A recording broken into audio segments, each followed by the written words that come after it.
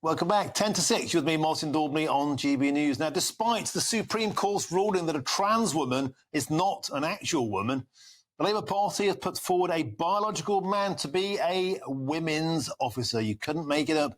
With me now is the co-founder of 4Women Scotland, Susan Smith. Susan, you were one of the jubilant people outside the Supreme Court. You must have thought this was all over, yet here we are again. It's Trans Groundhog Day, the Labour Party. Well, we did think that they weren't going to give up that easily, and so it's proved there's been a lot of pushback from a lot of people and quite a lot of fronts, and we're still trying to fight and to ensure that everybody has the correct interpretation of the law, and we're here to support anyone who needs help in doing that.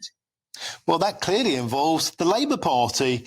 I had Rosie Duffield on the show earlier on. She said all that time ago that she believed the Labour Party had a women problem. I asked her, do you still believe that? She said yes. So, Susan Smith, I'll put it to you. Do you think the Labour Party still has a women problem? Yes, and I think actually a lot of political parties have this problem, and especially some of the activist groups like this one that's embedded within the political parties, and they're just trying to test the law.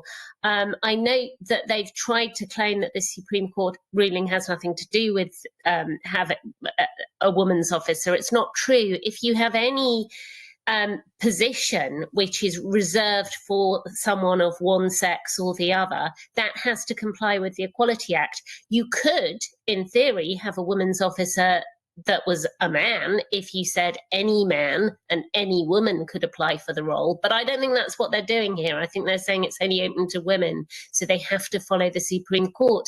And I think the sort of arrogance and ignorance in pushing on and trying to keep doing the same thing they've done for years is really indicative of how the political parties are not getting to grasps with what's going on here. Yeah.